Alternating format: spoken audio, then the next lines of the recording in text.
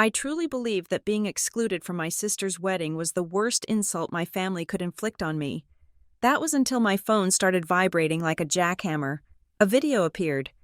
White lace, cheering, and then a slap so loud it silenced the room. Millions of people were watching my family implode. The horror wasn't just the viral violence, it was realizing exactly why they had been so desperate to keep me away from that altar. My name is Nora Hughes, and I had just spent the last 10 hours staring at the jagged lines of insurance claims that refused to add up. Working at Hearthline Claims and Forensics does something to your brain. It rewrites your baseline for human behavior.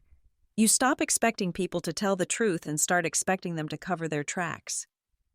I rub my temples. The fluorescent hum of the office finally replaced by the silence of my car. All I wanted was to drive home, pour a glass of cheap wine, and forget that people were generally disappointing. I should have known better than to unlock my phone. The screen lit up with a notification, bright and cheerful, piercing the dim interior of my sedan. It was a photo from my younger sister, Sloane. The caption read, "Final fitting. Cannot wait for the big day. October 14th is coming so fast." I stared at the image. Sloane looked beautiful.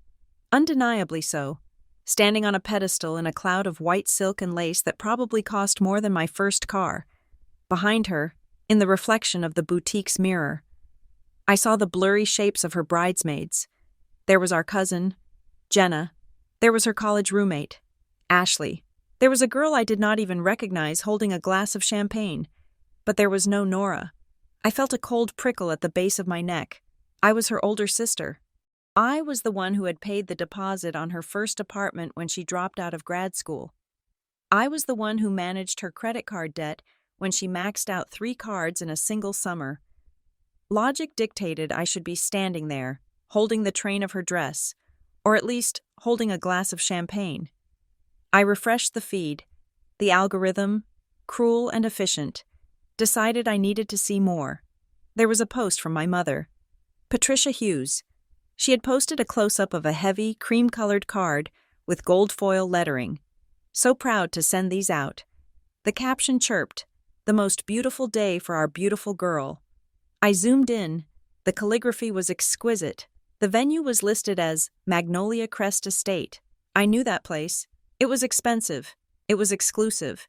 And judging by the stack of envelopes on my mother's dining table in the background of the photo, there were at least 200 guests invited. I scrolled down. My father, Gordon, was in the next photo, standing next to a hand-painted wooden sign that read, "Welcome to the wedding of Sloane and Gavin." He was grinning, a genuine, crinkle-eyed smile that I had not seen directed at me in years.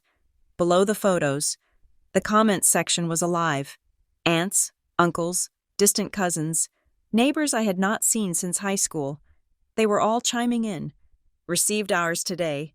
Can't wait," wrote Aunt Linda. "Already booked the hotel," commented Uncle Ted. Everyone was invited, everyone except me. My thumb hovered over the screen. Surely, this was a mistake. Maybe mine was lost in the mail. Maybe they assumed that because I was the sister, I did not need a formal invitation. It was a weak theory, but it was the only shield I had against the humiliation rising in my chest. Then, a text message popped up at the top of my screen. It was from Aunt Linda. "Hey Nora, just a heads up. I think they swapped our seats. I am at table 5 now, so you might be at table 9 with the cousins. Just wanted to let you know so we can coordinate drinks." My stomach dropped. They swapped our seats. That meant there had been a seat for me. I was on the chart. I was in the plan. And then, at some point between the drafting of the seating chart and the mailing of those gold-foiled envelopes, someone had taken a red pen and crossed out my name. I did not reply to Linda. Instead, I dialed my mother. The phone rang 3 times before she picked up. "Nora?" Her voice was breathless, high-pitched. It was her performance voice, the one she used when she was pretending everything was perfect while the house was burning down. "I can't really talk right now. Honey, we are swamped with the florist." "I did not get an invitation," I said. I did not have the energy for pleasantries. There was a pause on the other end. a beat of silence that lasted exactly 2 seconds too long. "Oh," she said. The brightness did not leave her voice, but it became brittle. "Well, you know how the mail is these days. It is a disaster." "Mom," I said, my voice flat. "Aunt Linda just texted me about seating arrangements. She got hers, Uncle Ted got his, the neighbors got theirs. Why did I not get one?" I heard her sigh, a long, dramatic exhale that sounded like static over the line. "Nora, please, do not make a scene. Not now. Sloan is under so much pressure." "I am not making a scene," I said, gripping the steering wheel so hard my knuckles turned white. "I am asking why my sister is getting married in 2 months and I am learning about the venue from Instagram." "Sloan is just sensitive right now," my mother said, her voice dropping to a conspiratorial whisper. "You know how you get, Nora. You ask questions. You analyze things. You are always so critical." "Critical?" I repeated. "I am her sister." "It is not just that," my mother said, and then she rushed the next words out, as if she wanted to get them over with. "It is Gavin, the groom." I froze. Gavin Mercer, a man I had met exactly 3 times, a man who smiled too much and answered direct questions with vague anecdotes. "What about him?" I asked. "He does not feel comfortable with you there," she said. The sentence hung in the air between us, heavy and suffocating. "He does not feel comfortable," I repeated slowly. "A man who has been in Sloane's life for less than 1 year is dictating whether her sister attends her wedding, and you and Dad are okay with that?" "He wants the day to be about love and positivity," my mother said, reciting a line that sounded rehearsed. "He thinks you bring a certain intensity. He is very protective of Sloane. He thinks you judge their relationship." I looked out the windshield. Beyond the parking lot, the harbor of Charleston stretched out, dark and choppy under the twilight sky. The water was black, churning against the concrete pilings. "I see," I said. "Honey, look," my mother said, her tone shifting to a manipulative softness. "We can do a family dinner afterwards, just us, when things calm down. We just want to keep the peace, you understand, right? You are the strong one. You can handle this. The strong one. The code word for the one we can treat like garbage because she won't break." "Nora?" she asked when I did not respond. "I understand," I said. My voice was calm, terrifyingly calm. It was the voice I used when I caught a claimant lying about a whiplash injury and I was about to deny their payout. "Enjoy the flowers, Mom." I hung up before she could say anything else. I sat there in the silence of my car, the engine cold. I looked at the dark water. A man named Gavin Mercer, a man who had appeared out of nowhere, had decided I was a threat. He had convinced my parents, my spineless father and my image-obsessed mother, that I was the villain in this fairy tale, and they had agreed. They had chosen the stranger over the daughter who had balanced their checkbooks and mediated their arguments for 20 years. A wave of nausea hit me, followed immediately by a surge of icy clarity. I was done. I was not going to beg. I was not going to call Sloane and cry. I was not going to drive to their house and demand an explanation. I opened Instagram again. I went to Sloane's profile, unfollow. I went to my mother's profile, mute. I went to my father's profile, mute. "If I am not family enough for the wedding," I whispered to the empty car, "then I am not family enough for the emergencies. No more bailouts, no more late-night crisis management, no more being the fixer." I was about to lock my phone and throw it onto the passenger seat when something caught my eye. I had screenshotted the photo of Sloane earlier, force of habit from my job, document everything, and I pulled it up again to look at the caption one last time, in the original post, right next to the date. Sloane had tagged Gavin Mercer, 82. I toggled back to the live Instagram app. I refreshed the photo. The tag was gone. I frowned. I tapped on the photo where his tag had been. Nothing. I went to the search bar and typed in the handle I had just seen. User not found. I stared at the screen. It had been there 5 minutes ago. I was certain of it.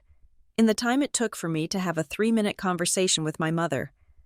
The groom had not just untagged himself, he had nuked his entire profile. People hide things before weddings all the time. They hide old photos of ex-girlfriends or embarrassing college party videos. But deleting an entire existence right as the invitations hit the mailboxes? Right as the spotlight turned on? My investigator brain, the one that I had tried to shut off for the drive home, woke up. It hummed to life, loud and urgent. You do not scrub your digital footprint unless you are afraid of what someone might find. He does not want me there because I am critical, I murmured, recalling my mother's words. No, that was not it. I looked at the empty space on the screen where his name used to be. He did not want me there because he knew what I did for a living, and he knew that if I sat in that room long enough, looking at him, I would see something he was desperate to keep hidden. I started the car. The engine purred to life. I was not invited to the wedding, but for the first time all night, I finally felt like I had a purpose. I pulled out of the parking lot, the tires crunching on the gravel, leaving the silence behind. They wanted me to stay away? Fine. But they had just given me the one thing I could never resist, a loose thread, and I was going to pull on it until the whole thing unraveled. The drive to Wilmington, North Carolina, took exactly 3 hours and 12 minutes. I did not turn on the radio. I did not call anyone. I drove in silence, rehearsing the conversation in my head not as a daughter returning to her childhood home, but as an investigator preparing to interview hostile witnesses. When I pulled into the driveway, the house looked manicured to an inch of its life. The hydrangeas were aggressive in their bloom, blue and purple heads bobbing in the coastal breeze. It was a picture of suburban perfection, the kind of house where bad things did not happen, or at least, where bad things were never discussed above a whisper. My mother, Patricia, met me at the door before I could even knock. She was wearing a floral apron, her hair stiff with hairspray, a weaponized smile plastered across her face. "Nora!" she exclaimed, reaching out to hug me. Her embrace was light, barely touching, like she was afraid I might stain her clothes. "We were not expecting you until Sunday. I think we need to talk about why I am not coming on Sunday," I said, stepping past her into the foyer. "Or any other day involved in the wedding." My father, Gordon, was standing in the living room. He held a newspaper, but he was not reading it. He looked at me over the top of his reading glasses, his expression guarded. He did not smile. He looked like a man who had been briefed on a situation and was trying to remember his lines. "Come sit," my mother said, bustling toward the kitchen island. "I made those lemon squares you like, and I have fresh iced tea. Let us just sit and have a nice visit." She was building a wall. It was a strategy I had seen 1,000 times in claims adjustments. Distract with hospitality. Bury the conflict under layers of sugar and politeness until the other person feels too guilty to ask the hard questions. I did not sit. I stood by the granite counter, watching her arrange the squares on a ceramic platter. "I do not want tea, Mom," I said. My voice was steady. "I want to know why I had to find out from an Instagram algorithm that my sister is getting married without me." Patricia froze for a second, her hand hovering over the napkins.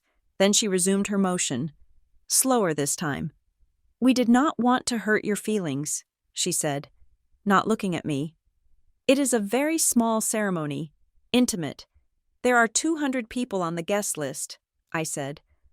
"I saw the stack of invitations in your photo. I saw Aunt Linda's text about table 5. Do not lie to me about the size of the wedding." My father cleared his throat. "It is complicated. Nora, it is not complicated," I countered, turning to him. "It is actually very binary. Either I am invited or I am not. And since I am clearly not, I want to know the criteria." My mother finally turned around. She wiped her hands on her apron, her face hardening. The pleasant hostess mask slipped, revealing the steel underneath. "You make Sloane uncomfortable," she said. The accusation landed in the room with a dull thud. I make her uncomfortable, I repeated. How? You are always so intense, Patricia said, waving a hand vaguely in my direction. You scrutinize everything. You judge her choices. You have always been like that. You do not know how to just be happy for people. You have to analyze everything to death.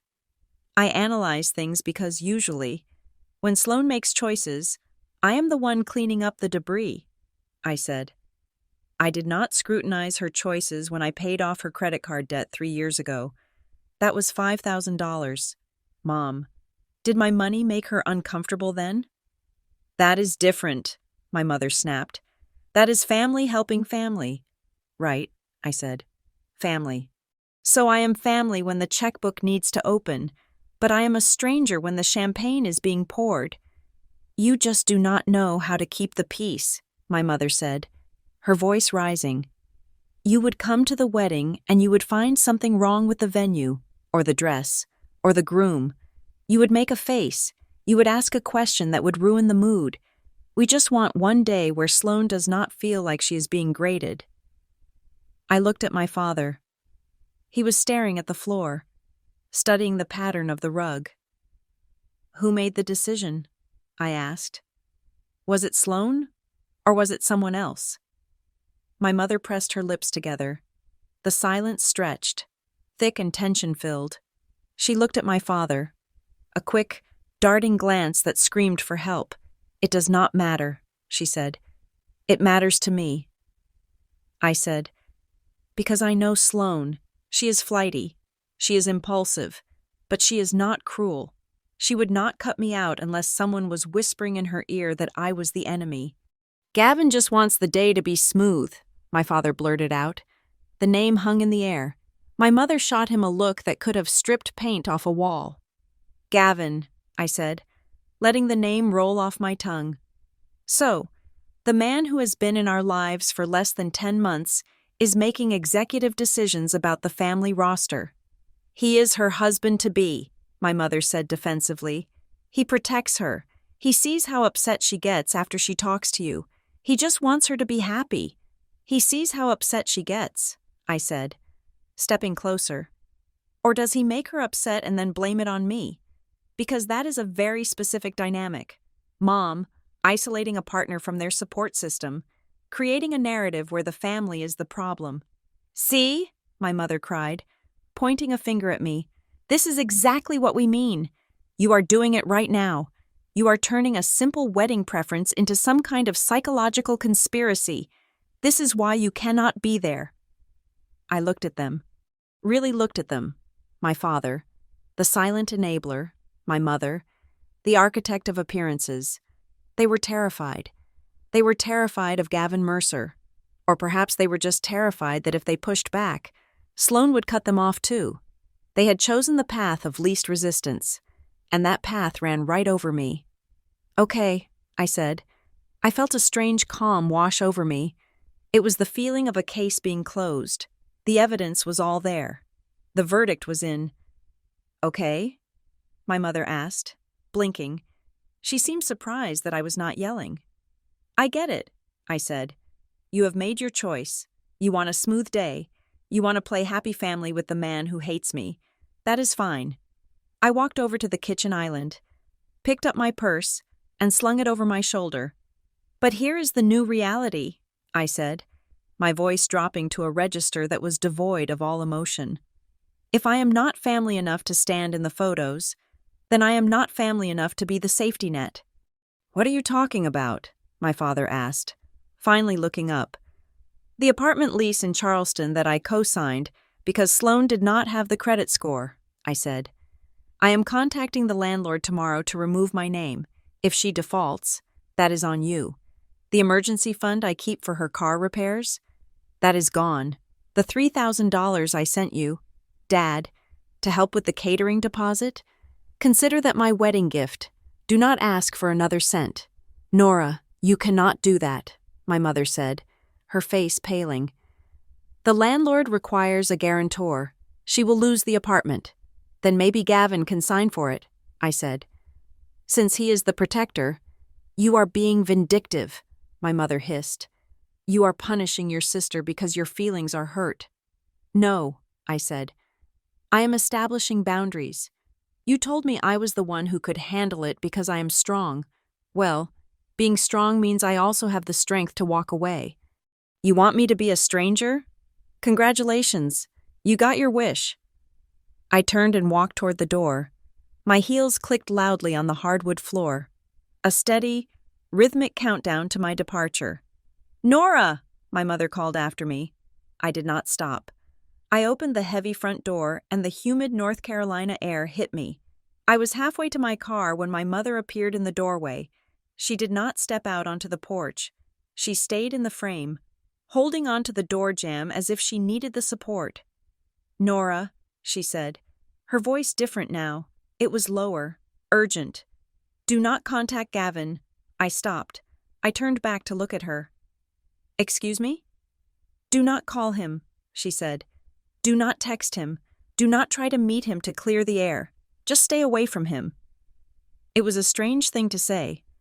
Usually, in these family squabbles, the goal is reconciliation. The mother says, talk to him, work it out. But she was not asking for peace. She was asking for distance. Why? I asked. Are you afraid I will upset him? She looked at me, and for a split second, the anger in her eyes was replaced by something else. Fear, genuine, unadulterated fear. Just leave him alone, she said. For your own sake. She closed the door before I could answer. The lock clicked into place with a sound that felt final. I stood there for a moment, staring at the closed door. For your own sake, that was not a request. That was a warning.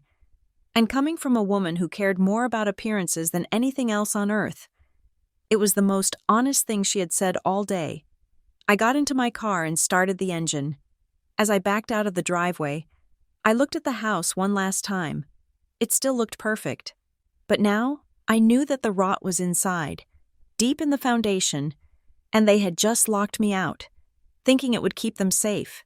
They had no idea that being outside was the only thing that gave me a clear view of the cracks. The salt air at the harbor usually cleared my head, but today it felt heavy, clinging to my skin like a second layer of humidity. I sat at a corner table at the Roasted Bean, a small cafe tucked away from the main tourist drag of Charleston. Across from me sat Tessa Lane, my best friend since our freshman year of college. Tessa worked as a high-end event coordinator, the kind who managed weddings with six-figure budgets and brides who requested imported butterflies. Usually, Tessa was the loudest person in the room, full of stories about disastrous toasts or groomsmen passing out in fountains. Today, she looked like she was sitting on a wiretap. She kept glancing at the door, her fingers shredding the paper wrapper of her straw. You are making me nervous. Tess, I said, taking a sip of my black coffee. Just say it. Tessa leaned in, lowering her voice until it was barely audible over the hiss of the espresso machine. I have friends at Magnolia Crest, she said. The venue coordinator and I worked together at the Bridal Expo last year. She called me this morning because she saw your name on a list. I felt a muscle in my jaw tighten. The guest list? We established I am not on that. No, Tessa said, and her eyes were full of a pity I hated. The security list. Nora. They have a binder at the guard station. It has photos of people who are strictly prohibited from entering the property. Your photo is the first one. They have been instructed that if you show up, they are to call the police immediately for trespassing. I set my cup down. It clattered against the saucer. Banned. Not just excluded, but treated like a stalker or a violent ex-girlfriend. My parents had not just uninvited me, they had criminalized my presence. There is a note next to your photo, Tessa continued, her voice trembling slightly. It says, highly volatile and prone to public outbursts. Nora, they are painting you as dangerous. I stared out the window at the boats bobbing in the water. I could feel the heat rising in my chest, the familiar urge to drive to my parents' house and scream until my throat was raw. But I pushed it down. That was what the old Nora would do. The old Nora would prove them right. Okay, I said. My voice was ice cold. Tessa blinked. Okay? That is it? You are not going to explode? I am done exploding, I said. What else? Tessa hesitated. She reached into her purse and pulled out her phone. She tapped the screen a few times and then slid it across the table to me. I debated showing you this, she said, but if they are treating you like a threat, you need to know who you are dealing with. My friend took this 2 nights ago at the Gilded Cage. It is a jazz bar downtown, very dark, very discreet. I looked at the screen. The photo was grainy, taken in low light, but the subject was unmistakable. It was Gavin Mercer. He was sitting in a leather booth, holding a whiskey glass. But he was not alone. A woman with platinum blonde hair was leaning into him, her hand resting familiarly on his forearm. His body language was not that of a man having a business meeting. He was leaning in, whispering something into her ear that made her throw her head back in laughter. Cheating? I asked, studying the pixels. 2 months before the wedding? Maybe, Tessa said. But that is not the weird part. My friend knows the bartender. She asked who had the table reserved. She thought maybe it was a celebrity because they were tucked in the back. Tessa paused, waiting for me to look up. The reservation was not under Gavin Mercer, she said. It was under the name Silas Thorne. I zoomed in on the photo. Gavin's face was relaxed, confident. He looked like a man who was playing a game he knew he would win. Send it to me, I said.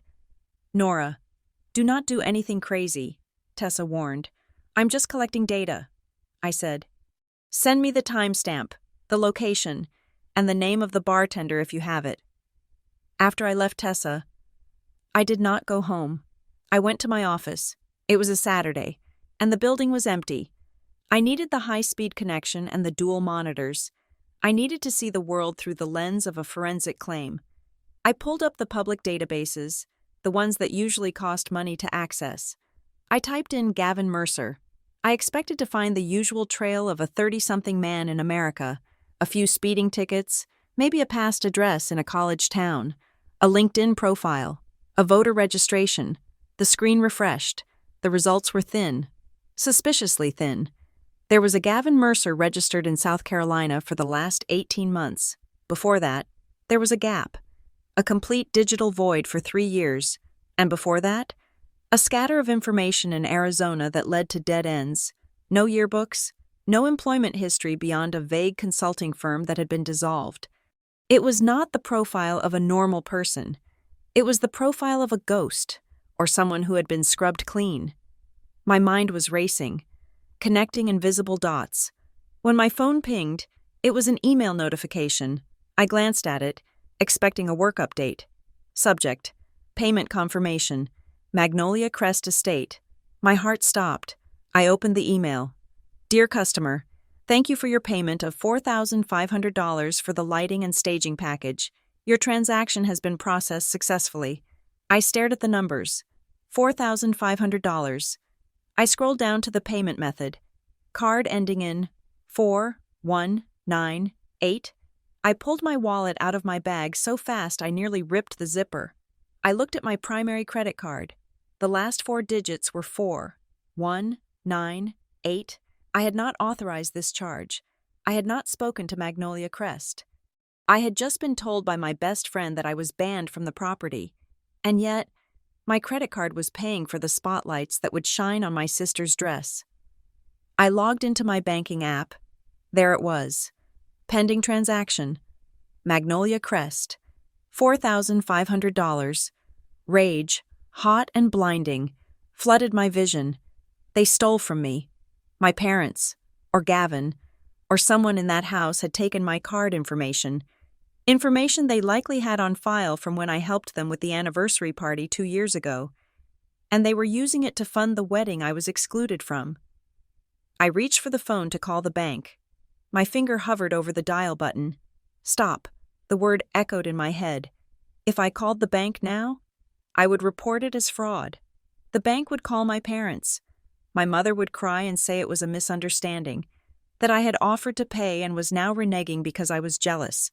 They would spin it. They would make me look petty. Or worse, Gavin would know I was watching. This was a trap. It had to be.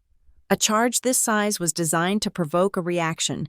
They wanted me to call screaming. They wanted me to storm over there so they could point at me and say, "See? She is crazy. She is ruining our joy over money." I slowly lowered the phone. I took a deep breath. Counting to 10. I needed to be smarter than them. I needed to be the investigator, not the sister. I went back to the email. I clicked on the attached receipt. It was a PDF file. I scrolled to the bottom of the document. There, on the signature line, was a scrawl of black ink. Electronic signatures were common now, little more than typed names or squiggles made with a mouse. But this one was different. It looked like my signature.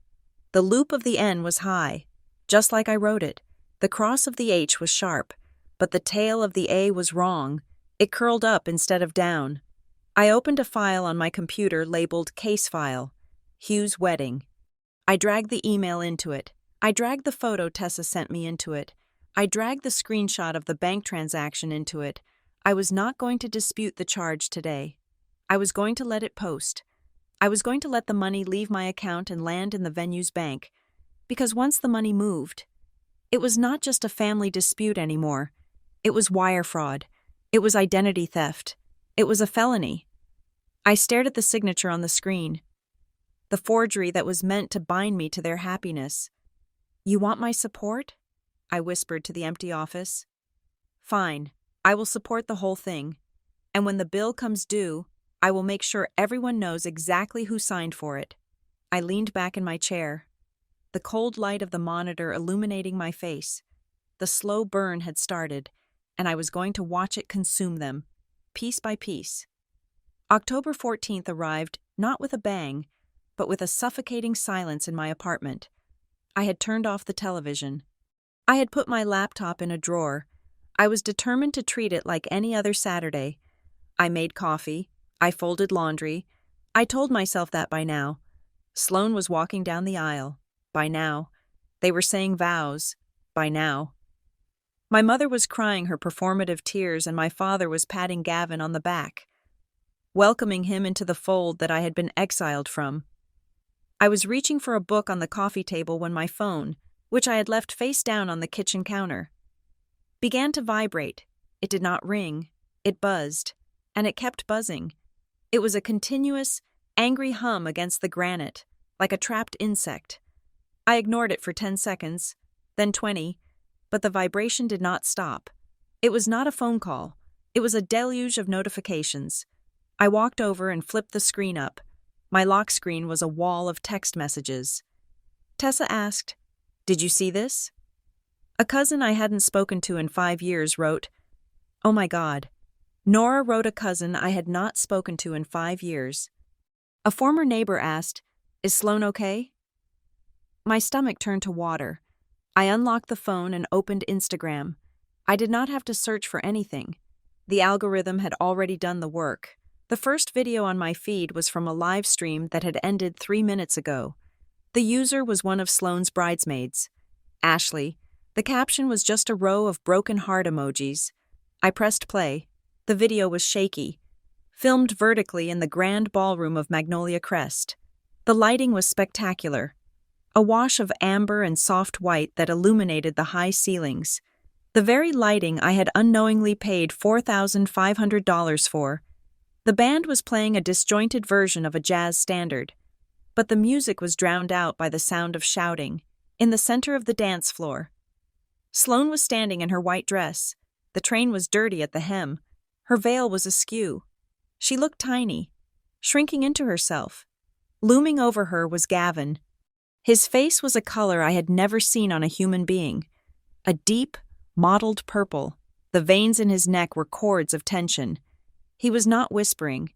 He was screaming, but the audio was clipping, turning his words into distorted noise. I caught fragments. Disrespect. My day. Always about you. Guests were standing in a circle, phones raised like a firing squad. No one was stepping in. Not the groomsmen. Not my father.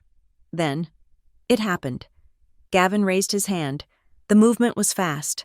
a blur against the amber lights. The sound was not a thud. It was a sharp, sickening crack that cut through the music and the murmuring crowd. It sounded like a dry branch snapping in a winter forest. Sloane's head snapped to the side.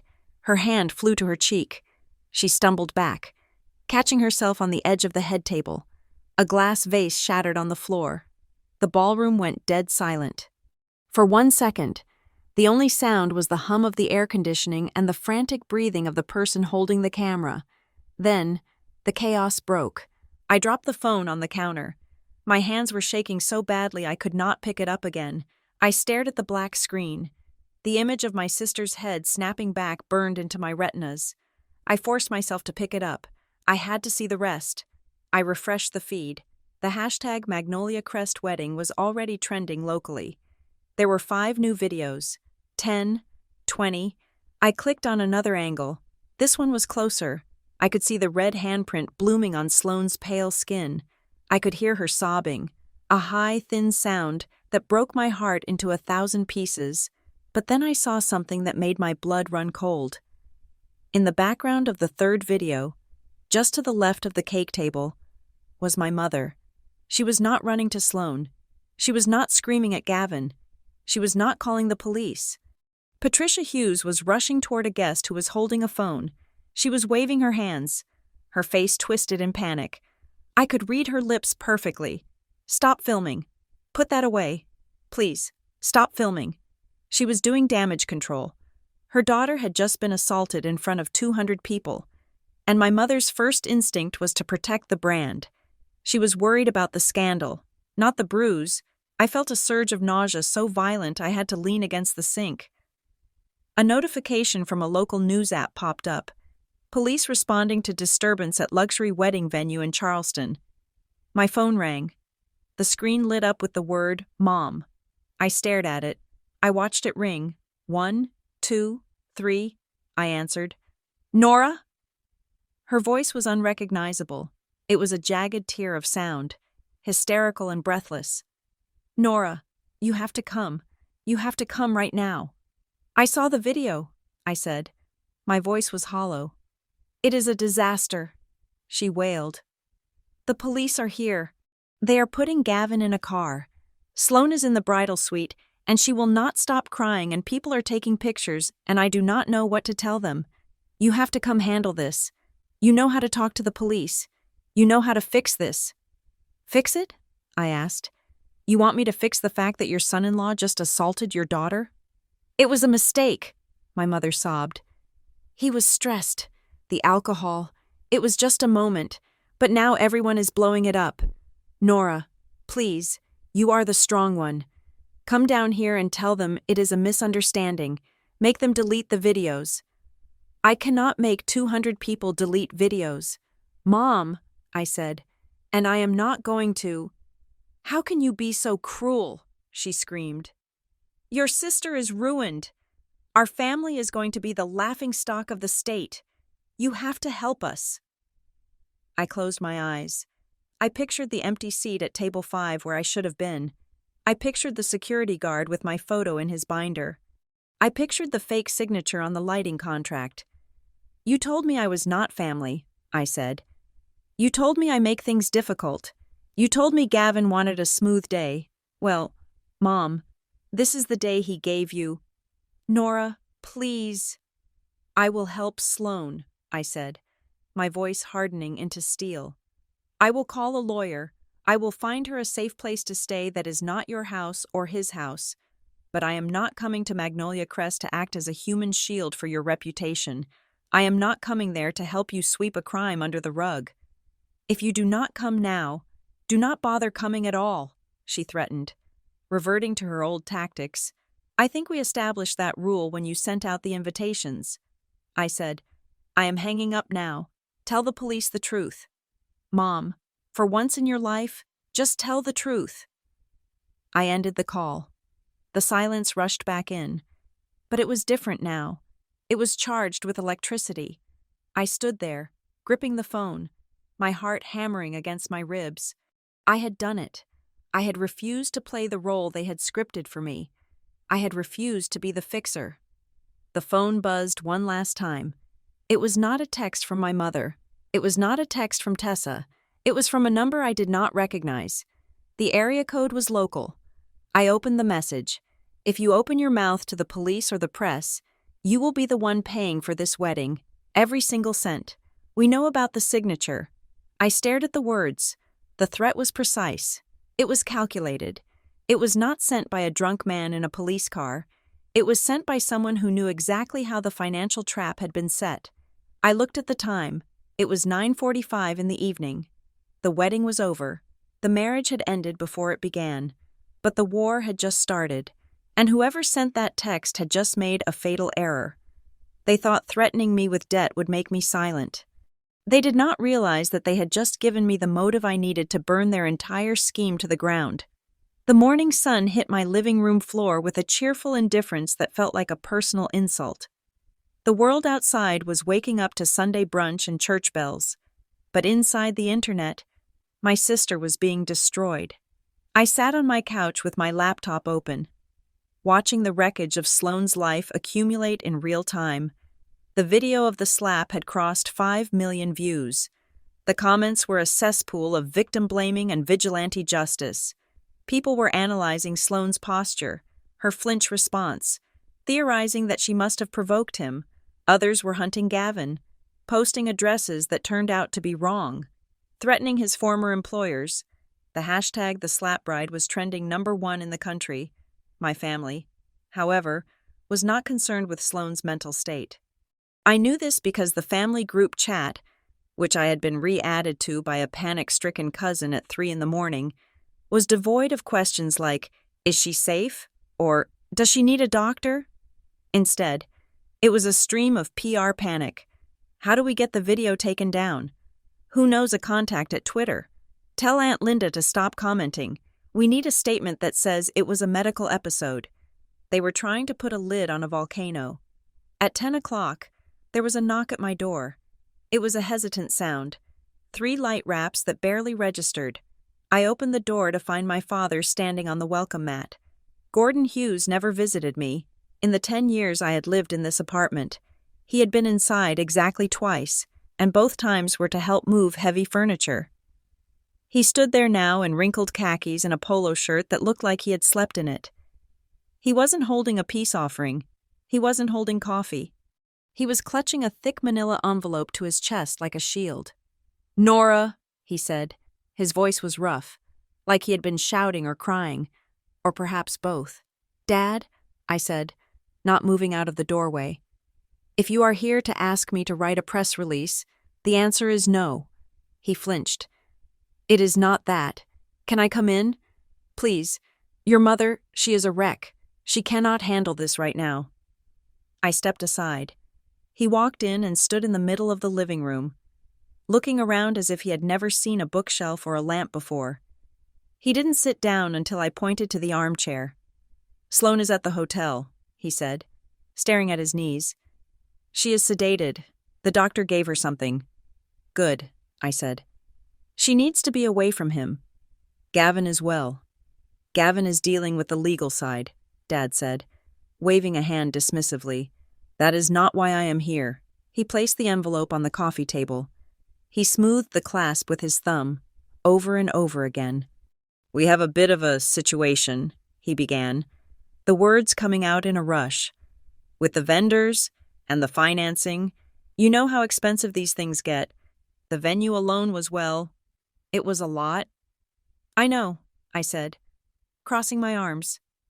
"I saw the $4,500 charge on my card for lighting.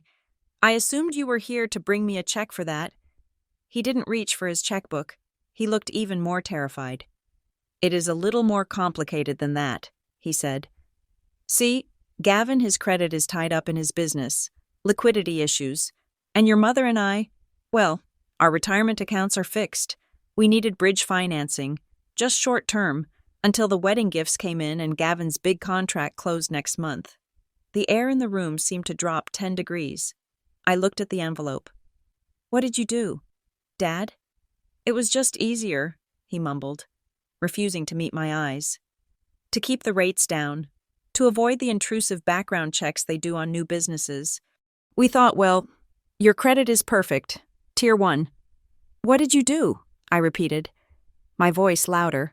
He pushed the envelope toward me. It is all in there, just until next month. We were going to pay it off before you even noticed. We had a plan. Nora, truly, I sat down and opened the envelope. I pulled out a stack of papers thick enough to be a novel. The first document was a vendor contract for luxury catering services. The total was $28,000. At the bottom, next to the line for guarantor, was a signature, Nora Hughes. I flipped the page. A contract for a 12-piece band, $15,000, guarantor, Nora Hughes. I flipped again. Floral arrangements, import fees for tulips from Holland, $12,000.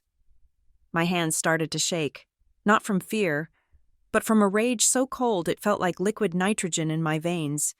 I kept flipping until I reached the bottom of the stack. It was a loan document from a private lending firm I had never heard of. A bridge loan, high interest, short term. I looked at the principal amount.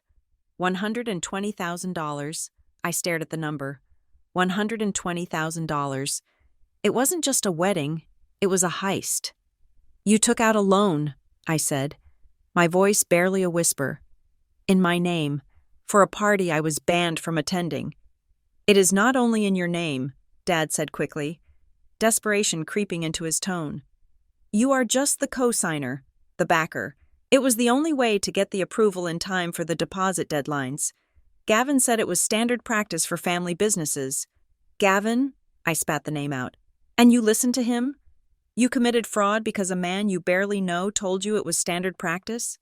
Your mother said it would be okay, Dad blurted out. The defense of a coward. She said, Nora will be fine. Nora always lands on her feet. She has that good job. She can handle it if there is a bump in the road. We didn't do it to hurt you. We did it because you are the strong one. I looked at him, really looked at him, and I saw the truth that had been hiding in plain sight for my entire life. They hadn't just uninvited me because I was difficult. They hadn't just excluded me because Gavin didn't like me. They had excluded me because it is much easier to steal from someone when you don't have to look them in the eye. They had dehumanized me. To them, I wasn't a daughter or a sister. I was an asset class. I was a credit score with a pulse. I was the break glass in case of emergency fund that they had smashed open without a second thought. I am not the strong one, I said. Standing up, I felt tall. I felt dangerous. I am the victim, and you are the perpetrator. Nora, don't use words like that, he pleaded. We are family. No, I said. We are co-defendants. I walked over to my desk and grabbed my phone. I didn't call the police, not yet. I switched to the camera app. What are you doing? Dad asked, half rising from his chair. Sit down, I ordered. The command was sharp, authoritative.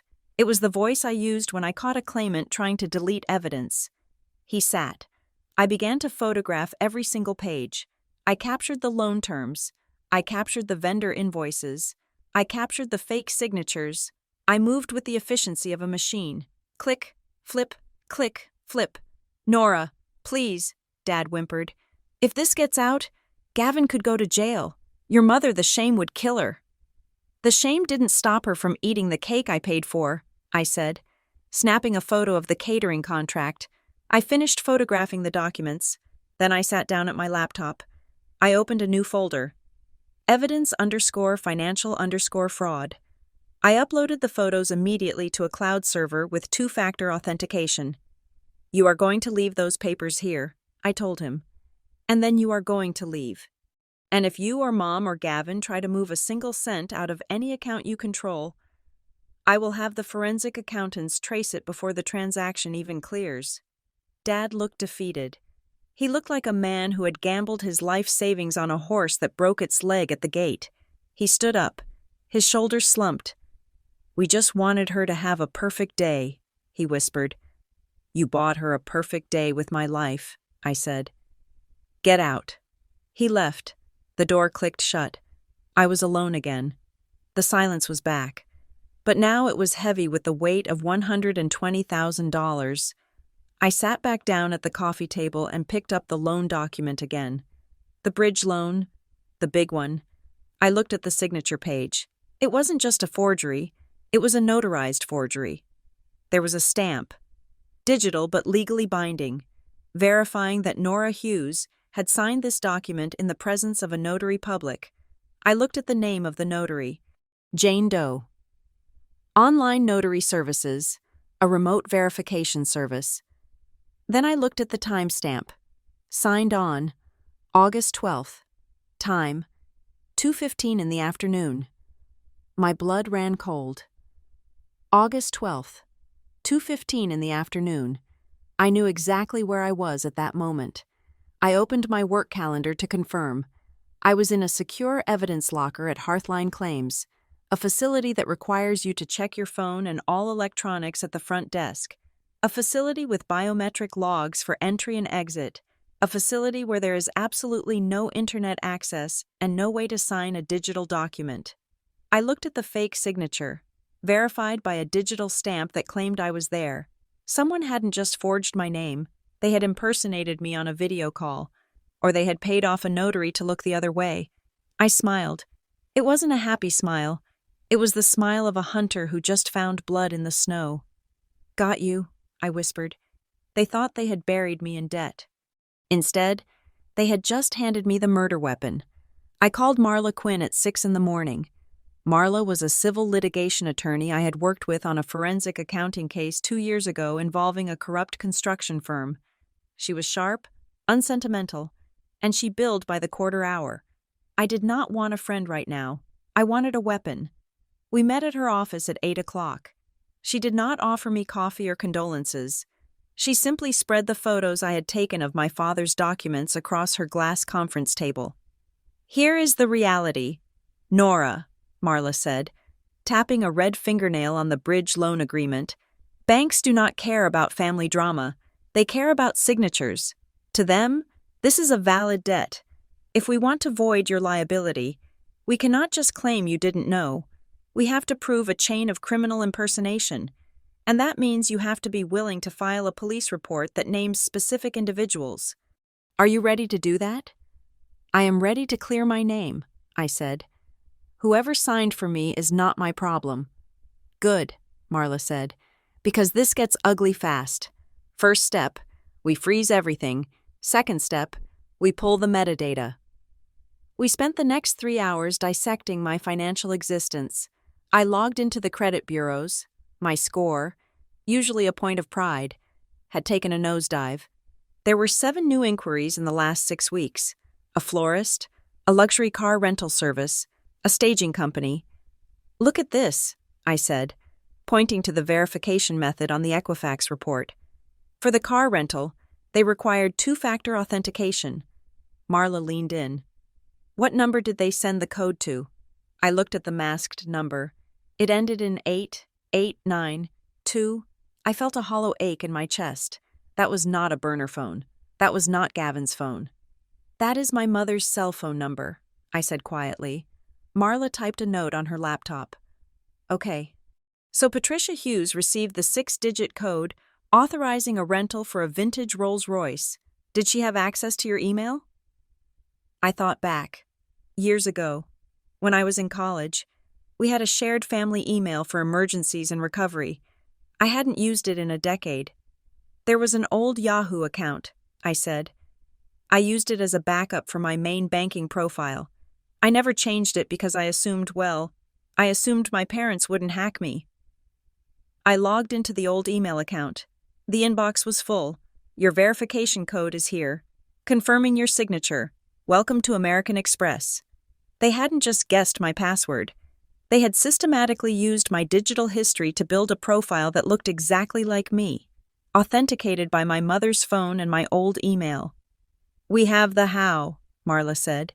"Now we need the where." She picked up the notarized bridge loan document, the one signed on August 12th at 2:15 in the afternoon. "This is the smoking gun," Marla said. "Digital notary services record the IP address and the video session. We will subpoena that. But first, where were you on August 12th? I opened my work laptop. I pulled up the Hearthline internal logs. August 12th, I read. I clocked in at 7:30 in the morning. I clocked out at 6:45 in the evening. I pulled up the security logs for the evidence room. At 2:15 in the afternoon, I said, turning the screen to Marla. I was inside the Level 4 secure server room at Hearthline. See this timestamp? Entered at 1:50, exited at 3:10. That room is a Faraday cage. Marla, no signal gets in or out. And to get in, I have to scan my retina.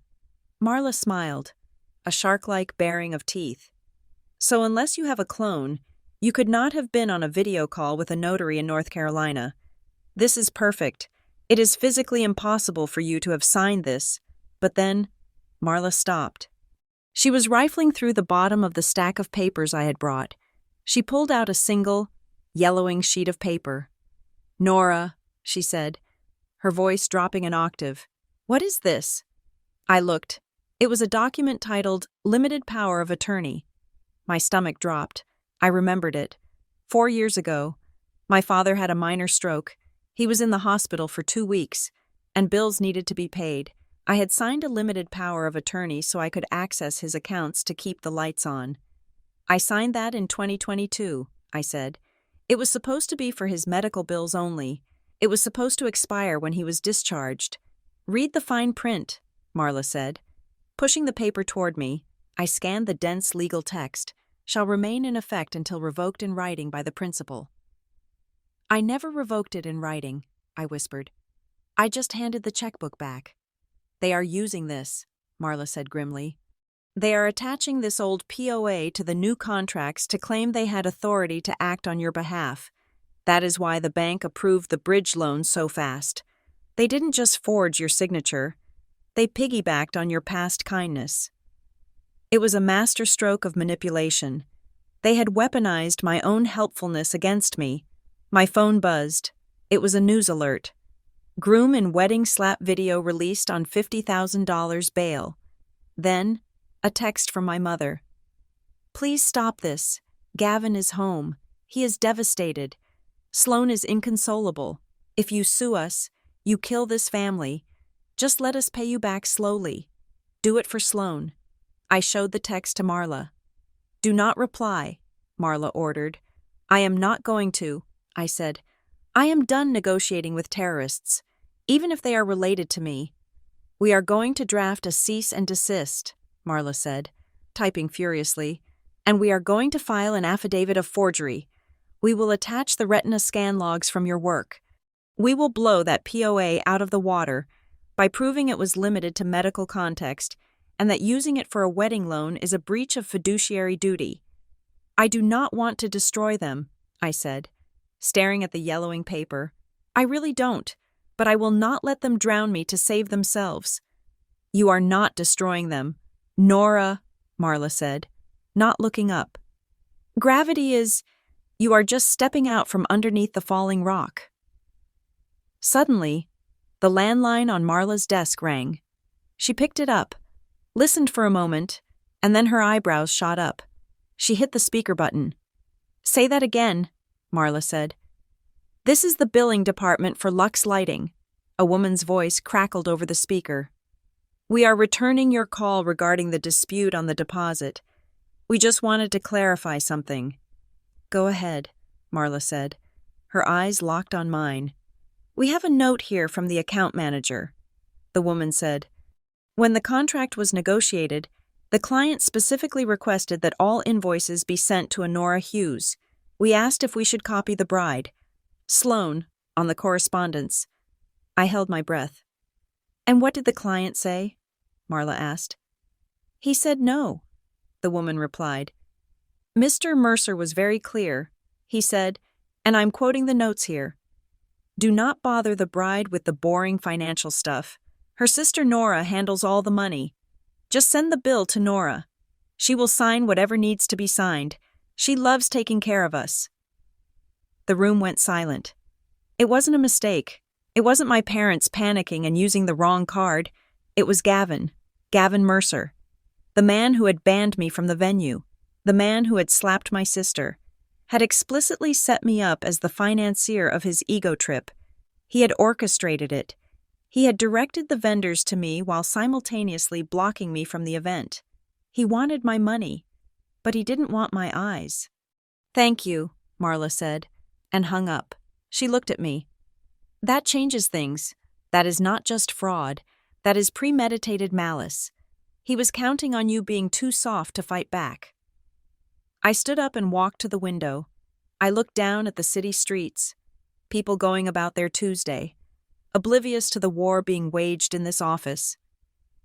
"He made one mistake," I said, my reflection in the glass looking harder, older than I remembered. "What is that?" Marla asked. "He thought I was the sister," I said. "He forgot I was the investigator." I did not sleep that night. My apartment became a command center, the air conditioning humming a low, monotonous rhythm against the silence of the city. I was no longer looking at a wedding disaster. I was looking at a corporate structure designed to extract wealth. I had Marla's voice in my head. Prove the pattern. So I stopped looking for Gavin Mercer in Charleston and started looking for him in the past. The internet is vast, but it is also permanent. People think deleting a profile erases them, but cached data is like a fossil record. I used an archival search engine to dig into the digital footprint of the man who had slapped my sister. I found a profile on a defunct event planning forum from 5 years ago. The photo was younger, the jawline less defined, but the eyes were the same, predatory and cold. The name attached to the profile was not Gavin Mercer. It was Gavin Vance. I ran the name Gavin Vance through the National Civil Court database. A hit lit up the screen in Phoenix, Arizona. It was a civil suit filed in 2019. The plaintiff was a woman named Elena Rosales. The cause of action was breach of contract and misappropriation of investment funds. I pulled the docket. It was a classic Ponzi scheme setup, but small scale. Gavin had convinced investors to fund a series of luxury pop-up dinners that never happened. The suit was settled out of court for an undisclosed amount, likely sealing the record, but the filing detailed his method. He would charm a target, gain access to their social circle, create a buzz, collect deposits, and then vanish when the vendors started asking for checks. He had not just appeared in Charleston. He had migrated here because he had burned his hunting grounds in the desert. I switched tabs to the South Carolina Secretary of State website. I wanted to know where the money from my father's bridge loan and the wedding registry was actually going. I searched for the vendors listed on the invoices I had photographed at my father's house. The florist was real, the caterer was real, but the media company, the one contracted for photography, videography, and digital storytelling, stopped me cold. Mercer Bridal Media, LLC. I clicked on the filing history. The company had been incorporated 4 months ago. The registered agent was Gavin Mercer. The business address was a UPS store box in a strip mall 3 miles from my parents' house. I felt a chill that had nothing to do with the air conditioning. Gavin had not just hired a videographer, he had hired himself. He had created a shell company to invoice the wedding for media services. That meant the $15,000 my father thought he was paying for a documentary team was actually being paid directly into a bank account Gavin controlled. But it got worse. I looked at the online registry for the wedding, the honey fund that guests had been pouring money into for months. The website usually directs funds to a personal PayPal or Venmo. I inspected the page source code, looking for the redirect link. The funds were not going to a joint account for Sloan and Gavin. They were being routed to a business account associated with Mercer Bridal Media, LLC. He was laundering the wedding gifts. Every toaster, every check, every contribution to their dream honeymoon in Bali was flowing into a corporate shell that only he could access. I sat back, rubbing my eyes. It was brilliant in its cruelty. He had turned his own wedding into a money laundering operation. Then I remembered the stack of papers my father had left. I dug through them until I found the vendor contracts again. I needed to see the videography contract. I found it. It was standard boilerplate, except for one clause on the last page. Addendum B, cancellation and liability. In the event of event cancellation, interruption, or negative publicity resulting in loss of revenue for the vendor. The client agrees to indemnify the vendor for the full contract amount plus damages. The vendor was Gavin's company. The client was Sloan. There was a signature at the bottom. It was Sloan's shaking, loopy script, but right next to it, under the line for witness, was another signature, Patricia Hughes, my mother. My mother had witnessed a contract that effectively said if the wedding went south, if, say, a video of the groom slapping the bride went viral, Sloan would owe Gavin's company damages. I grabbed my phone and dialed the number for Elena Rosales, the plaintiff from the Arizona lawsuit. It was a long shot. It was late in Phoenix. She answered on the second ring. Hello? Ms. Rosales, my name is Nora Hughes. I'm calling from Charleston, South Carolina. I believe you knew a man named Gavin Vance. There was a silence on the line so profound, I thought the call had dropped. Then, a sharp intake of breath. Is he using the name Mercer now? She asked. Her voice was brittle, tired. Yes, I said. He just married my sister, or tried to.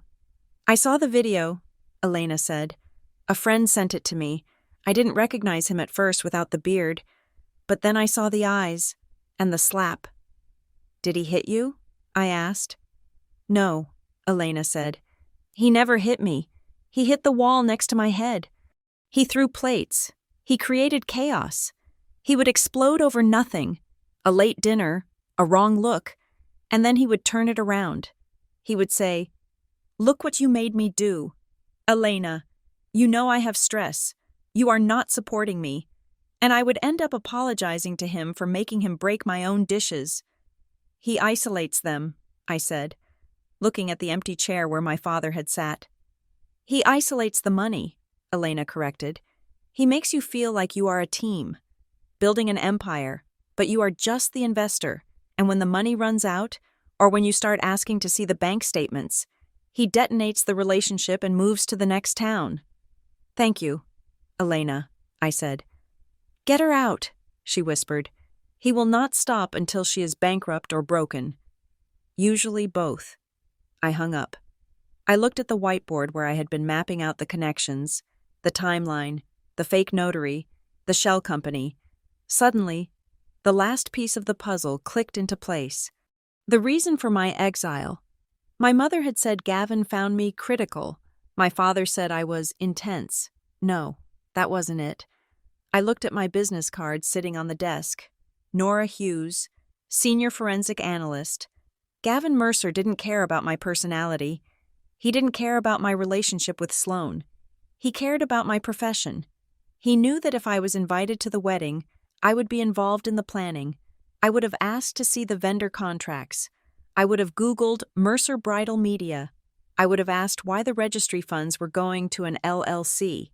He couldn't have a forensic accountant sitting in the front row of his fraud. He had manipulated my parents' insecurities, played on their fear of conflict, and used their own desperation to keep the one person who could expose him as far away as possible. He had weaponized my family against me to protect his revenue stream. My phone buzzer. I looked down. It was a text from Sloan. For the last 48 hours, she had been silent, a ghost in her own tragedy.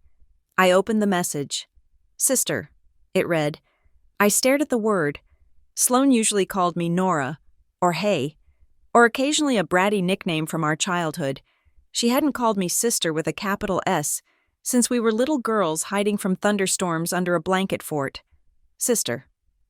I am looking at the bank app on my phone. The joint account is empty. He said he moved it to a savings account for safety, but I cannot see it, and I just found a credit card in his wallet with the name Gavin Vance. I felt a surge of protective adrenaline that was sharper than anything I had felt before. Where are you? I typed back. I am in the bathroom at the hotel. She wrote, He is asleep. He took sleeping pills. Mom is in the next room. But she keeps telling me to stop checking my phone because it upsets me. Sloan, I typed, my fingers flying. Listen to me very carefully. Do not wake him. Do not talk to Mom. Take screenshots of everything you see on that app. Email them to me, then then delete the sent email. A pause. 3 dots danced on the screen. I am scared, she wrote. I do not know who I am marrying. I closed my eyes for a second, letting the grief wash over me. She was right. She wasn't marrying a man. She was marrying a corporation designed to consume her. You are not marrying him, I wrote back. We are going to annul this. But I need you to be brave. Can you do that? He hit me. Nora, she replied, and then he told me it was because I stood too close to him. I know. I wrote, I am going to make sure he never hits anyone again. But I need those screenshots, and then I need you to wait for my signal. I set the phone down. The web was visible now. The strands of silk were actually wires of debt and deceit, wrapped tight around my family. But Gavin had made a mistake. He thought he had trapped a fly. He didn't realize he had just invited a spider into his parlor. I pulled up the draft of the affidavit Marla and I were working on. I added a new section. Evidence of money laundering via shell company. I was not going to scream. I was not going to make a scene. I was going to dismantle him, dollar by dollar, untruth by untruth, until there was nothing left but the man named Gavin Vance. Standing alone in a courtroom with nowhere to hide, I agreed to meet Sloane at the desolate end of the waterfront park, far away from the pineapple fountain where tourists usually congregated. I gave her specific conditions. Come alone. If I saw Mom's sedan or Dad's truck within a 3-block radius, I would walk away and never look back. No mediators, no emotional ambushes, just the two of us and the truth. I sat on a concrete bench facing the harbor, checking my watch. It was 2:00 in the afternoon. At 2:05, a taxi pulled up. Sloane stepped out. She looked smaller than I remembered. She was wearing oversized sunglasses and a hoodie that belonged to our father, the sleeves swallowing her hands. She walked toward me with the hesitation of a stray animal approaching a porch, unsure if it was going to be fed or kicked. She sat on the other end of the bench, leaving 2 feet of empty space between us. She took off her sunglasses. The makeup was heavy, but it could not hide the yellowish-green bruise blossoming on her cheekbone. It was the ugly, silent aftermath of the violence the world had seen in high definition. Distinct, isn't it? She asked, her voice trembling but surprisingly clear. In the video, it looked fast. In the mirror, it looked slow. Are you safe? I asked. I did not hug her. I did not bridge the gap. I am at a motel in West Ashley, she said. Mom thinks I'm at the spa. Dad thinks I'm sleeping. I told them I needed 3 hours to decompress. Why did you cut me out, Sloane? I asked. I needed to know. Before we could fix the legal mess, I needed to fix the narrative. Was it just the money? Sloane looked at the water. He started it 6 months ago. Every time I mentioned your name, he would sigh. He would say, Nora thinks you are a mess. You know, Nora told me she is surprised I'm marrying someone so unorganized. He planted these little seeds. He told me you called my job a joke. He told me you thought I was lucky he even looked at me. I never said those things, I said. I know that now, Sloane whispered. But he was so convincing. He made it us against the world. He said you were jealous because you were nearly 40 and alone. And I was the one getting the fairy tale. He said if you came to the wedding, you would just sit there judging every dollar we spent. Mom and Dad, they just went along with it because they were terrified of losing him. They thought he was the golden ticket. She reached into her oversized pocket and pulled out a folded document. It was crumpled, as if she had been clenching it in her fist for hours. He made me sign this, she said, sliding it across the concrete bench. The morning of the wedding, while I was getting my hair done, he said it was a prenup to protect me. He said because his business was growing so fast. He wanted to make sure I did not have to worry about his corporate liabilities. I picked up the paper. It was short, 2 pages. I scanned the legal jargon, my forensic brain translating the deceit instantly. This was not a prenuptial agreement designed to protect assets. It was a debt assumption agreement. Sloane, I said, my voice flat. This does not protect you. Clause 4 says that in the event of a dissolution of marriage, or any liquidity event. The spouse, that is you, agrees to assume 50% of all pre-existing debts held by the principal, that is Gavin. She stared at me. Debts? He told me he was debt-free. He said he had millions in equity. He has millions in leverage, I corrected. He was trying to offload half of his Arizona bankruptcy and his startup loans onto you before you even cut the cake. If you had signed the marriage license, you would legally own half his failures. Sloane let out a sound that was half laugh, half sob. He told me it was because he loved me so much, he wanted to share everything. This is not love, Sloane, I said, putting the paper down. This is a control structure. Love does not ask you to sign a liability waiver while you are putting on your veil. He was not building a life with you. He was building a firewall for his finances. Sloane wiped her eyes with her sleeve. Then, she did something that surprised me. She reached into her other pocket and pulled out a cheap plastic flip phone. It looked like something you would buy at a gas station. I found this in his briefcase, she said. He has 3 of them. I turned it on last night when he was passed out. There is a recording. She pressed a button and set the phone between us. The audio was grainy, but the voice was unmistakable. It was Gavin, speaking to someone, maybe a lawyer, maybe a partner in crime. She is getting suspicious. Gavin's voice sneered from the tiny speaker. But do not worry. If she opens her mouth, I will bury her parents, and if Sloane tries to leave, I will remind her that her precious sister signed the loan documents. If I go down, the whole family goes down. I own them. The recording ended with a click. I looked at the burner phone. That was the leverage. He wasn't just using my money. He was holding my potential financial ruin over Sloane's head to keep her in line. He told me that if I left him, he would sue you for the bridge loan, Sloane said. He said he would make sure you lost your license. That is why I stayed. Nora, I was not trying to protect him. I was trying to protect you. I felt a crack in the wall I had built around myself. Just a small hairline fracture. I do not need your protection. Sloane, I said. I need your testimony. I opened my bag and pulled out a file folder. Inside was a retention agreement for Marla Quinn and a draft of a restraining order. Here is how this works, I said, my tone shifting to professional urgency. We are going to get you a temporary protective order today. Marla is waiting at the courthouse. We will use the medical report from the ER for the bruise. We will use this recording to prove coercion. What about Mom and Dad? Sloane asked, her eyes wide. Mom and Dad are compromised, I said. They are going to want you to reconcile. They are going to talk about appearances. If you want my help, you stop listening to them. You listen to me, and you listen to the lawyer. Can you do that? Sloane looked down at her hands. Do you hate me? The question hung in the humid air between us. It would have been easy to lie. It would have been easy to say no. Of course not. You are my sister. But we were done with lies. I do not hate you, I said. But I hate what you let them do to me. I hate that you stood there in that white dress and let them erase me from your life because it was easier than fighting for me.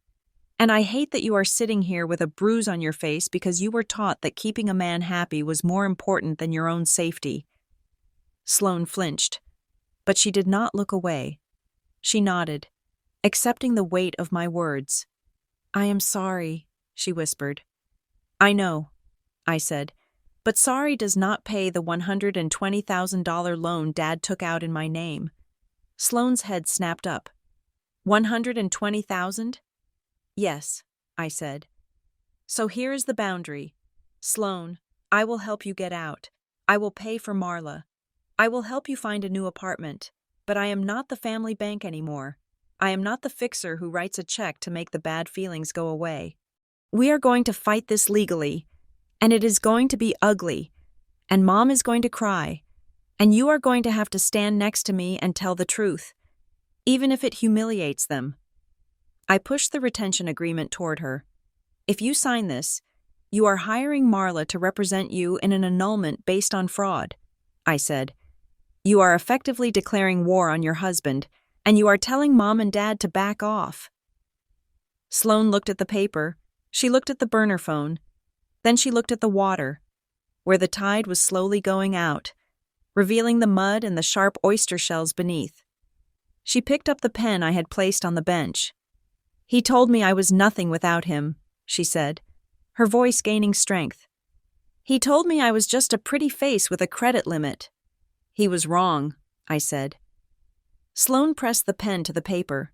She signed her name, not the shaky, loopy signature from the wedding contracts, but a sharp, jagged scrawl, Sloane Hughes. She handed the paper back to me. "Let us go to the courthouse," she said. "I am done being the peacekeeper." For the first time in years, I saw the sister I used to know, the one who used to scrape her knees climbing trees and refuse to cry. She stood up, pulling the hoodie tight around herself. "You drive," she said. "I deleted the Uber app. Gavin was tracking my rides." "I am driving," I confirmed. "And Sloane? Throw the burner phone in the trash can. We have the recording backed up on my cloud. You do not need to carry his garbage anymore." She tossed the phone into the metal bin as we walked to the parking lot. It hit the bottom with a hollow thud. We walked to my car in silence, but it was a companionable silence. We were not fixed. We were not healed. But for the first time in 6 months, we were on the same side of the battle lines. And Gavin Mercer had no idea that he had just united the two people capable of burning his house of cards to the ground. Gavin Mercer did not run. He did not hide. He did what narcissists always do when cornered. He attacked. 3 days after I pulled Sloane out of that hotel room, a courier arrived at my office. He handed me a thick envelope with a red seal. It was a formal demand letter from a lawyer I had never heard of, claiming to represent Gavin Mercer. The letter stated that my malicious distribution of the wedding video and my slanderous interference in his marriage had caused him irreparable professional harm. He was suing me for defamation of character. He was demanding $250,000 in damages. I sat at my desk and laughed. It was a cold, dry sound. He was accusing me of ruining a reputation that he had already destroyed himself, but the lawsuit was not the real weapon. It was a distraction. While I was reading the legal threat, my phone began to buzz with notifications. A new narrative was taking shape online. A TikTok account with the handle Truth-Teller Charleston had posted a series of videos claiming to know the real story. The voiceover, digitally altered, narrated a script that was clearly written by someone who knew our family. "The sister was always jealous," the voice said. "She was cut out of the wedding because she tried to seduce the groom. The slap was staged. She paid the videographer to zoom in. She wants to destroy their love because she is nearly 40 and alone." The comments section, which had been on Sloane's side just days ago, began to turn. People love a villain, and a bitter, spinster sister is a much easier trope to digest than a sociopathic groom. I did not reply. I did not make a reaction video. I did not engage. I knew that in the court of law, tweets are noise, but timestamps are bullets. I turned back to my wall of evidence. I had the timeline mapped out to the second. I had the vendor contract signed on August 12th. I had the biometric logs from my office proving I was in a secure server room at the exact moment Nora Hughes was allegedly signing a bridge loan in a notary's office. I had the IP addresses of the device that accessed my old email account to retrieve the verification codes, an IP address that traced directly to the Wi-Fi router in my parents' living room. Then, Marla called. "He wants to settle," she said, her voice tight with disbelief. "He just sued me for $250,000, I said. "Now he wants to settle?" "He is offering a trade," Marla explained. "He says if you agree to pay off the vendor debt, the full $120,000, and sign a non-disclosure agreement promising never to speak about his business dealings again, he will drop the defamation suit and grant Sloane an uncontested divorce." I leaned back in my chair. It was so transparent it was almost insulting. He did not care about his reputation. He needed cash. He was trying to squeeze one last payout from the family before he skipped town. He was betting that the fear of a public trial would make me open my checkbook. "He is desperate," I said. He knows the fraud investigation is coming. We need to speed it up, Marla said. We need him to admit to the financial structure in writing. We have the shell company, but we need a direct link between him and the fraud. I have an idea, I said. Call the lighting vendor, the one who told us Gavin ordered the invoices to be sent to me. 2 hours later, we set the trap. The lighting vendor, a terrified man named Mr. Henderson, who was more than happy to cooperate to avoid an IRS audit, sent an email to Gavin. The subject line was Invoice Discrepancy. The email read, Hi Gavin, our accountants are asking about the second set of invoices you requested, the ones with the inflated dates for the insurance claim. Do you want us to proceed with filing those, or should we stick to the original contract amount? Please advise urgently. It was a bait designed to trigger his greed. If he replied and acknowledged the second set of invoices, he was admitting to conspiracy to commit insurance fraud. We waited. The afternoon dragged on. I watched the sun dip lower over the Charleston skyline, turning the harbor a bruised purple. At 5:45, the reply came. Marla forwarded it to me immediately. Gavin had written, Proceed with the second set as discussed. I need the documentation to show a loss due to the disruption. Make sure the dates align with the cancellation policy. Do not CC Nora on this. I stared at the screen. He had walked right into it. He had just confirmed in writing that he was falsifying records to claim insurance money for the wedding disaster he caused. It was wire fraud. It was insurance fraud. And because he used email, it was a federal offense. We got him, I whispered, but the victory was short-lived. My parents had found out about the escalation. My mother called me, not in a rage, but in a panic. She sounded like a woman watching her house burn down and trying to save the curtains. Nora, you have to stop, she begged. Gavin's lawyer called Dad. He said if you pursue this fraud investigation, Gavin will release private emails from Sloan. He will humiliate her. Please, just pay the vendors. We will pay you back. We will sell the boat. Just make it go away. I cannot pay him, Mom, I said, my voice steady. He is a criminal. If I pay him, I am an accomplice. He is family, she cried.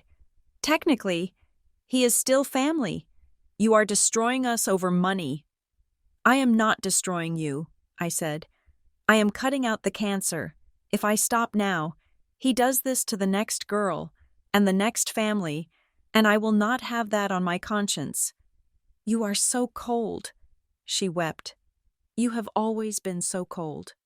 I hung up. I was not cold. I was just the only one who was not burning with fever. The next day, the family gathered at Aunt Linda's house. It was supposed to be a neutral ground. My parents were there. Sloan was there. I walked in, carrying a briefcase, not a casserole. The tension in the living room was thick enough to choke on. My father refused to look at me. My mother was clutching a tissue, her eyes red and swollen. We need to present a united front, Aunt Linda said, trying to play peacemaker. Nora, surely there is a way to resolve this without the police. There is no united front, I said, standing by the fireplace. There is the victim, and there is the predator, and right now, you are all inviting the predator to dinner. My mother turned to Sloan. Sloan was sitting in the corner, wearing jeans and a t-shirt, looking stripped of all the bridal glamour. Sloan, tell your sister to stop, Mom pleaded. Tell her you want this to be over. Tell her she's hurting you. Sloan looked up. For a moment, she looked like the little girl who used to hide behind Mom's skirt. But then she looked at me. She saw the stack of files in my hand. She saw the refusal to back down in my eyes. She is not hurting me, Mom, Sloan said. Her voice was quiet, but it silenced the room. She is brainwashing you, Mom snapped. She is jealous of you. She wants you to be alone like her. Sloan stood up. She walked to the center of the room. The bruise on her cheek was fading to a dull yellow, but it was still visible under the living room lights. She is not jealous, Sloan said, her voice rising. She is the only one who told me the truth. You told me to stay quiet. You told me to smile when he grabbed my arm. You told me marriage was about compromise. Even when the compromise was my safety, Nora is the only one who told me I didn't have to be a victim. We were trying to protect you, Dad shouted, his face flushing red. You were protecting your reputation. Sloane yelled back, a sound so raw it made Aunt Linda gasp. You were protecting your bridge loan. You sold me out because you didn't want the neighbors to know you were broke. The room went dead silent. The secret was out. The financial rot was exposed. I am filing for annulment, Sloane said, her voice shaking but resolute. And I am testifying against him. And if you stand with him, you are standing against me. My mother looked as if she had been slapped. She sank back into the sofa, covering her face with her hands. Just then, the doorbell rang. The timing was so perfect it felt scripted. Aunt Linda went to answer it. She came back holding a thick envelope. It is for you, Gordon, she said, handing it to my father. My father opened it. His hands were trembling. He pulled out a document stamped with the seal of the Charleston County Court. What is it? Mom whispered. It is a subpoena, Dad said, his voice barely audible. For a grand jury hearing. Regarding the financial activities of Gavin Mercer and Mercer Bridal Media, he looked at the date on the paper. When is it? I asked, knowing the answer before he said it. Next Friday, Dad said, at 6 o'clock in the evening. Next Friday? Mom whispered. That was when we scheduled the reconciliation dinner. We reserved the private room at the Palmetto Club. I looked at them. The irony was a physical weight in the room. They had planned a dinner to pretend everything was fine, to sweep the debris under a rug of expensive linens and wine, but the law did not care about their dinner reservations. I suggest you cancel the reservation, I said, picking up my briefcase. You are going to be busy. You need to find a lawyer, and not the one Gavin recommended. I walked toward the door. Sloane grabbed her purse and followed me. We did not look back at the parents who sat frozen on the floral sofa, holding the court order like a death sentence. The cat-and-mouse game was over. The trap had snapped shut, and now, the only thing left to do was watch the predator realize he was the prey. The mediation room at the Charleston County Courthouse was windowless and smelled faintly of lemon polish and stale anxiety. Gavin sat on the opposite side of the mahogany table, wearing a navy suit that probably cost more than my first car. He looked calm. He looked like the victim. Beside him, his lawyer, a man with a comb-over and a cheap briefcase, was arranging papers with trembling hands. My parents sat in the corner, huddled together on plastic chairs like two teenagers waiting for the principal. Sloane sat next to me. She was not hiding today. She was wearing a structured blazer and her chin was high. My client acknowledges that emotions were high, Gavin's lawyer began, his voice oily. The incident on the video was unfortunate, but it was a reflexive reaction to a manic episode by the bride. We are prepared to offer a statement of regret if Ms. Hughes agrees to drop the defamation claims and honors the outstanding vendor debts. Gavin nodded solemnly. I just want to help her heal, he said, looking at Sloane with a practiced sadness. She was hysterical. I was trying to snap her out of it. Stop, I said. I did not shout. I simply placed a flash drive on the table. We are not here to discuss the slap, I said. The district attorney is handling the assault charges in criminal court. We are here to discuss the systematic theft of $120,000, identity fraud, and racketeering. Gavin's eye twitched. Just a fraction of a millimeter. Allegations, his lawyer scoffed. Evidence, Marla corrected. She stood up and connected her laptop to the room's monitor. The screen lit up with a timeline.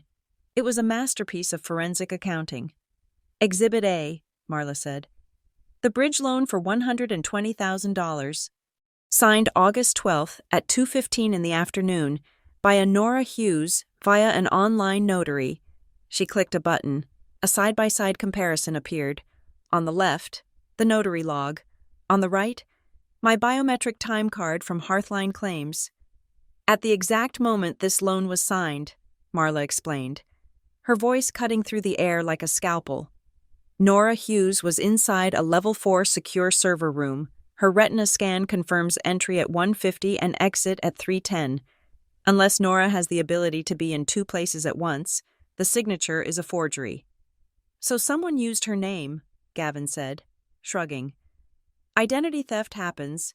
It is tragic, but that has nothing to do with me. Exhibit B, Marla continued, ignoring him. The verification. She pulled up the phone records. The notary service sent a one-time password to verify the signer's identity. That password was sent to a mobile number ending in 8. 892. Marla turned to my mother. Patricia, would you like to tell the room whose phone number that is?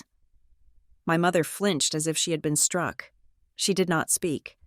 It is Patricia Hughes's cell phone, Marla said, and the email used to receive the document link? That was an old family account accessed from the IP address of the Hughes family residence. My mother was trying to help, Gavin blurted out. She knew Nora would approve it eventually. We were just speeding up the process. Thank you for that admission, I said calmly. But we are not done. Marla clicked to the next slide. It showed a document I had found in the depths of my father's filing cabinet, scanned and enlarged. Exhibit C, Marla said. The limited power of attorney from 2022. The room went silent. My father looked at the floor. You used an expired medical power of attorney to authorize a commercial loan, I said, looking directly at my father. That is not helping. That is fraud. And here is the final nail, Marla said.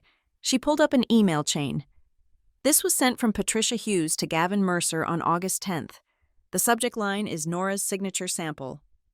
On the screen, a high-resolution scan of my signature appeared. It was the one I used on birthday cards. You sent him my signature, I said to my mother. You gave him the template to forge my name. He said it was for the insurance, Mom cried out, unable to stay silent. He said he needed it to bundle the family policies. I did not know it was for a loan. Liar, Gavin shouted. The mask slipped. The cool, collected victim vanished, replaced by the red-faced tyrant from the video. You knew exactly what it was for. You told me Nora had plenty of money and wouldn't miss a few grand in interest. And there it is, I said. The conspiracy. Marla moved to the financial flow chart.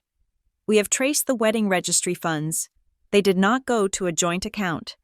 They went to Mercer Bridal Media, LLC, and from there, they were transferred to a personal account held by Gavin Vance, his former legal name, in the Cayman Islands. I looked at Gavin. We also have the emails where you instructed the vendors to create fake invoices for the insurance claim. That is a federal crime. Gavin, you are not just looking at a lawsuit. You are looking at 10 to 15 years in prison. Gavin stood up. He looked at the door, then at me.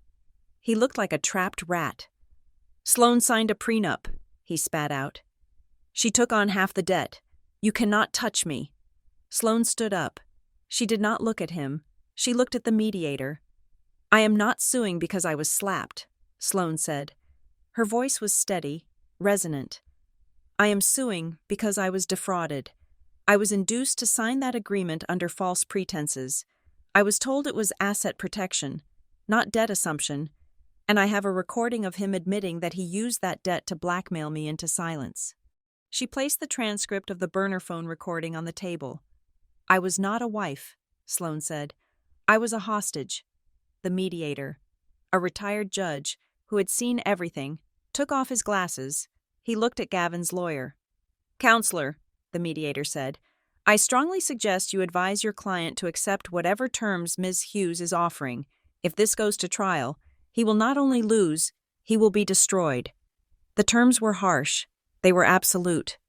The debt in my name was declared void due to proven identity theft. The bank, faced with our evidence, agreed to pursue Gavin and my parents for the fraud rather than me. Gavin was stripped of everything. The wedding gifts were seized to pay the vendors. The bridge loan was attached to his personal liability. He left the room in handcuffs, as the district attorney had been waiting in the hallway with a warrant for wire fraud. But the hardest part was the family. I sat across from my parents. The table felt like an ocean. "We are so sorry. Nora." My father wept. "We were just desperate. We wanted to be proud." "I have prepared a document," I said. Sliding a paper toward them, it was not a lawsuit, it was a boundary agreement. "You will repay the unauthorized charges on my credit card immediately," I said. "You will never use my name, my social security number, or my image for any financial purpose again. If you do, I will press charges, and from this day forward, you do not contact me directly, you go through Marla." "Nora, please," Mom sobbed. "We are your parents." "No," I said. "You are the people who sold me to a con artist because you wanted a party." They signed. They had no choice. As we packed up to leave, I did one last thing. I had recovered a small settlement from the venue for the negligence regarding security. It was not a fortune, but it was significant. I handed a check to Marla. "What is this?" Sloan asked, looking over my shoulder. "It is an education trust," I said. "For your future children, or for you, if you want to go back to school." Sloan looked at me, tears welling in her eyes. "Why? After everything?" "Because the cycle stops here," I said. "The next generation will not be a rigorous asset. They will be free." I walked out of the courthouse and into the evening air. The humidity had broken. The sky was a clear, impossible blue. I drove home alone. I walked into my apartment. I did not turn on the lights. I poured a glass of wine and sat by the window, looking out at the city lights. My phone was silent. No panicked texts, no demands, no guilt trips. I thought I would feel lonely. I thought the victory would feel hollow. But as I took a sip of wine, I realized the silence was not empty. It was full. It was full of peace. It was full of the future I own. Fully and completely. I smiled, a small, genuine curve of my lips. The best revenge was not destroying them. It was realizing that I did not need them to be whole. Thank you so much for listening to my story. I would love to know where you are tuning in from. So please drop a comment below and share your thoughts on Nora's journey. Do not forget to subscribe to the Lily Revenge Stories channel, like this video, and smash that hype button to help this story reach even more people.